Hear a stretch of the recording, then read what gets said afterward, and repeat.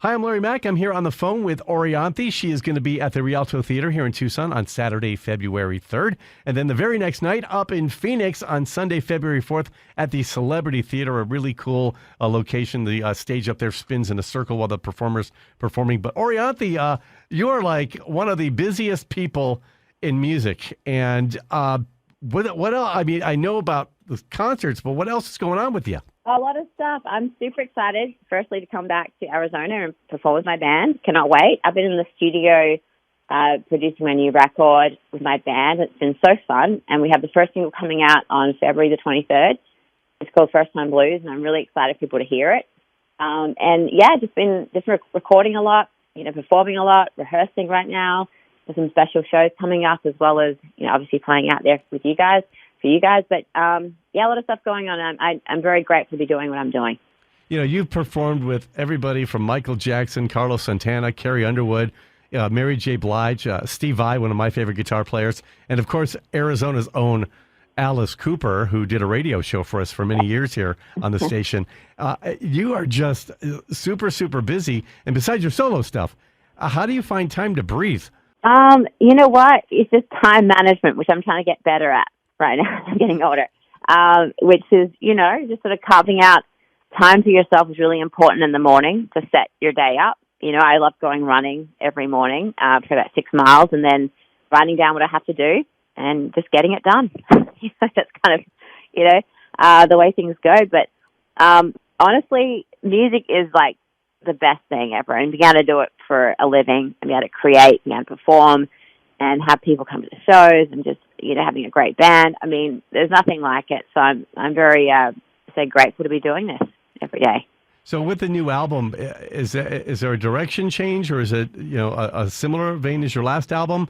Any special guests on it, or is it just all you? Well, I wouldn't say it's a complete direction change. It was going more in, sort of the blues rock, sort of Americana sort of vibe, sort of less poppy than the stuff I put out before. And, I love all sort of genres of music, but I think what really connects with me the most is the blues, is, that sort of kind of blues, sort of Americana rock vibe and a bit of country there too. And that kind of resonates with me more than anything. So I'm just kind of going back to that. So, on Heaven in This Hell, that record I did with Dave Stewart has a lot of that in there. Even my first record, Believe, had quite a bit of blues in it as well. So it's just kind of, with this new album and the singles that are going to be rolling out, people are going to hear more of that, a bit more of an edge, and a bit more of the music I'm going to be playing for the rest of my life. So, we've been playing that song live, actually, First Time Blues, and it just really connects with people. And it's a brand new song, and we just see the reaction, and it's like, okay, we should probably record this pretty soon and put it out, So and we had a blast in the studio. Yeah, when are we going to have it in our hands? You said at the end of February? 23rd. Yeah, February 23rd. And we recorded it at Robbie Krieger's studio. He's a dear friend of mine for many years and legend, and I'm a big Doors fan. So having the opportunity and the honor of, recording at his studio and Robbie coming in and giving the thumbs up, that means the world. Who did you, when you were growing up, what made you decide to pick up the guitar? And then who were your musical heroes? I picked up the guitar firstly because of my father. If my dad didn't put the guitar in my hands, and I'm not too sure what I'd be doing, probably going mad, doing something else. But my dad's a great guitar player. I actually started playing left-handed, then switched to right-handed, studied classical guitar. Then my dad would put on records like, B.B. King, Eric Clapton, Santana. I'd listen to everything, Led Zeppelin, Fleetwood Mac, the Beatles, Elvis Presley, Roy Orbison, so many incredible artists. My dad had a really good record collection, so I'm very grateful for that.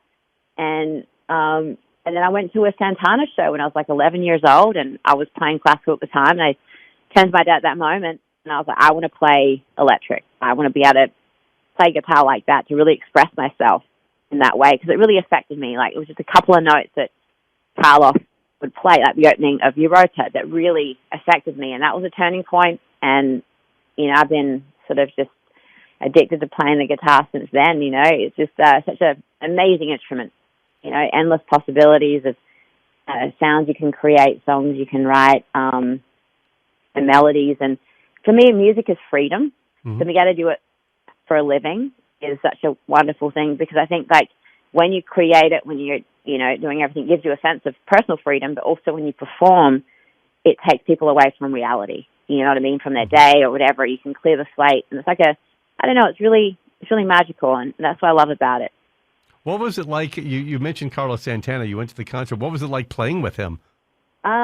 Incredible. I mean, the funny thing is, like, Carlos is like my other dad, essentially, out here in America. So I know him very well. I just had dinner with him the other night, and he's just the sweetest. Like, Carlos and his wife, Cindy, they're just like family and just incredible. And getting to sit in with him, I think I sat in with his band, I think about a month ago right now in Vegas. They had their residency out there, and which sounds incredible, by the way. If you haven't been to his residency out there, it's amazing. And I sat in for, I think, 4 songs. Every time I get to sit in and watch him play, it's the same feeling when I was 11 years old. It's like that tone. His instincts are amazing. The way he improvises and everything. It's his voice. It's something that when you find your tone, your fingerprint, everything. As a guitar player, you have influences and everything. But when you sit alone with your guitar for hours and you find your own voice and everything, and his is a combination of many different things he listens to, but it's ultimately so like undeniable. You hear one note from Carlos, you hear one note from B.B. King, one note from Stevie Ray, and it's them, right? So he's a legend, he's a friend, and continuously inspiring me to be better, and just inspiring me to write and play and everything. So yeah, pretty awesome. That sounds like, I mean, that's a dream come true for you, especially for that 11-year-old version of you when you first saw him. Probably never thought that. No, definitely not. Definitely not. Yeah. So if somebody's never seen an Orianthi concert before, what can they expect here in Tucson on Saturday, February 3rd, and up in Phoenix on the 4th of February? What can they expect at an Orianthi show if they're brand new to you? Well, it's a real experience. That's the thing. I like to keep it interesting. I don't like to bore myself. So we go from playing, a few Hendrix covers to, it ranges from the blues to rock. It's pretty electric. And then we just break it down as well and bring you right in with, some ballads and everything. It's all about going on a feeling. So I hope taking people on a journey, ultimately, with the influences growing up that I've just spoken about with, it goes from blues, as I said, to sort of like an array of things. But ultimately, there's a real sound there, and my band's amazing. And yeah, it's kind of like, I don't know, sort of like going to a show back in like the 70s or the 60s. We like to improvise a lot as well, so which I love. I grew up listening to a lot of Allman Brothers too, and I just go off on tangents, and especially like Band of Gypsies, Jimi Hendrix, where it's just all just going on a feeling, and that every night's different. So I don't know what people are going to experience that night, because it's a feeling of the audience, it's the feeling that we have, and it's just taking people on a journey, musical journey. And it's really, if you're into guitar playing, there's going to be a lot of that, and a lot of actually quite a few songs we cover, like different ones every night. It could be from Hendrix to Stevie Ray to Santana, to, depending on how I'm feeling that evening. But and obviously a lot of songs off my past records too that people have. So yeah, it's going to be really fun. We keep the shows high energy, that's for sure. Are you going to be dropping any of the new songs as well? I know you mentioned you played one of them live a couple times, but any more than that going to be performed off the new album? Yeah, we're going to play First Time Blues for sure. That song, we've been playing for quite a bit actually this past year, but we're going to be playing that one and maybe a few others as well too. Yeah, we'll decide how we feel on that night, but I think we might, play the other song we recorded as well. So basically, what I'm getting, and I could be wrong here, but hopefully I'm reading it right. So on Saturday, February 3rd, here at the Rialto, the set on Sunday, February 4th at the Celebrity Theater in Phoenix could be a little bit different. Oh, both. Yeah, we're going to change it up, 100%. Yeah.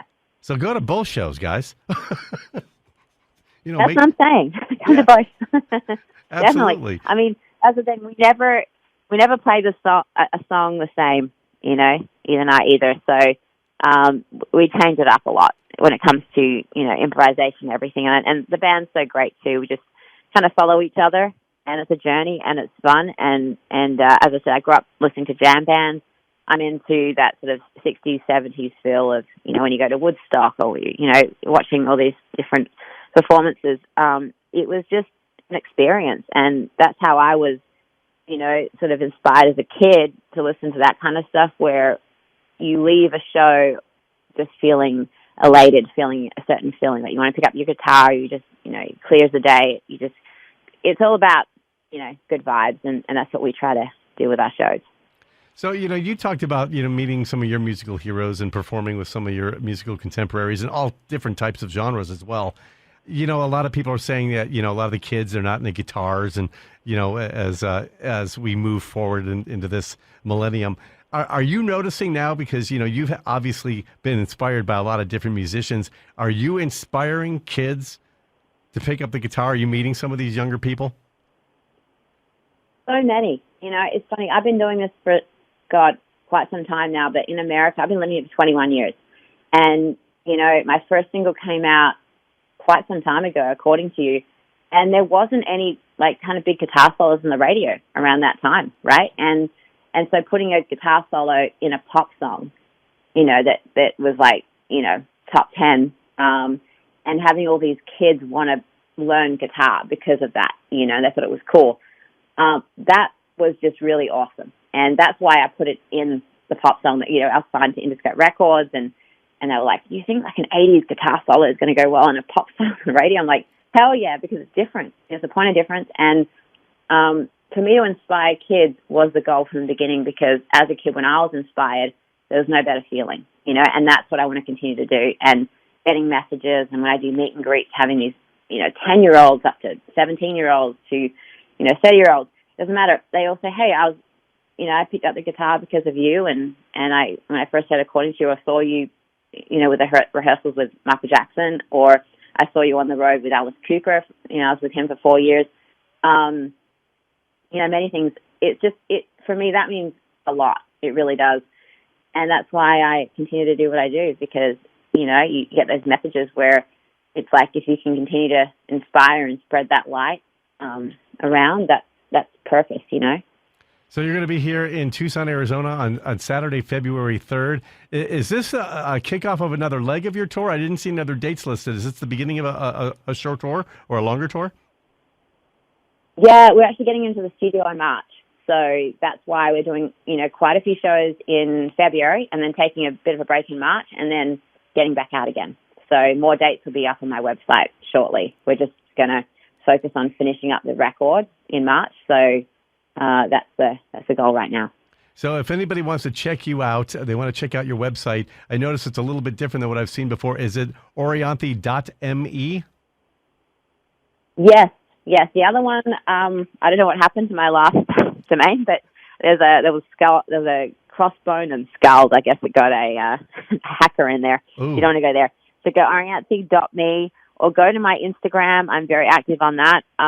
But obviously the Instagram with the blue check mark. Don't go to other ones. There are many fake ones out there that are just lunatics. I have no idea what's going on with the world these days and social media. Yeah. So make sure when you go to any of my social platforms, if it has a verification mark, that is me. Any others, I don't have any other accounts. I don't talk to other people, any of that kind of stuff. I just take photos of my cat, my guitars, and promote shows. So. All right. Yeah, so look for the blue verified check mark on any of your social media, and that will be your official one. Everybody else is, pardon my language, full of crap. Just a little odd. Yeah, why would, yeah. People are evil. Yeah, some people are evil. Well, Orianthi. Yeah, there's a couple.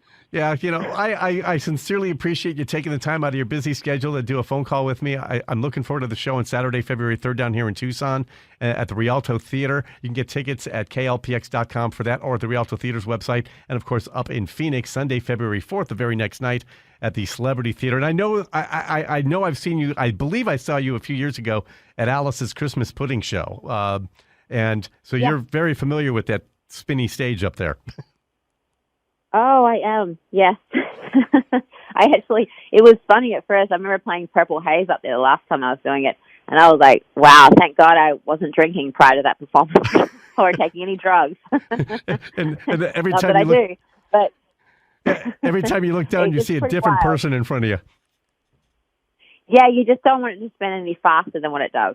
I like it at a certain speed. And it's actually kind of a cool idea because everyone gets to sort of see the band, and it's kind of it reminds me of when you play shows, when you play those cruises, you know, on the ship. Kind of has a similar feeling, sort of. I don't even know. Oh, you know, I guess that would be a little disconcerting playing, and you're doing something, and there's this weird motion going on around you. That would be like being on a ship. Slightly. I put it like that. A little bit. Yeah, thank God I don't get seasick. So it's going to be a good show. That was Orianthi. Don't forget, Saturday, February 3rd here at the Rialto Theater in Tucson, and Sunday, February 4th at the Celebrity Theater, just 90 miles north of us up in Phoenix. You can get your tickets for both shows at klpx.com or at the individual venues. Orianthi, thank you so much. Thank you so much. I can't wait. See you soon.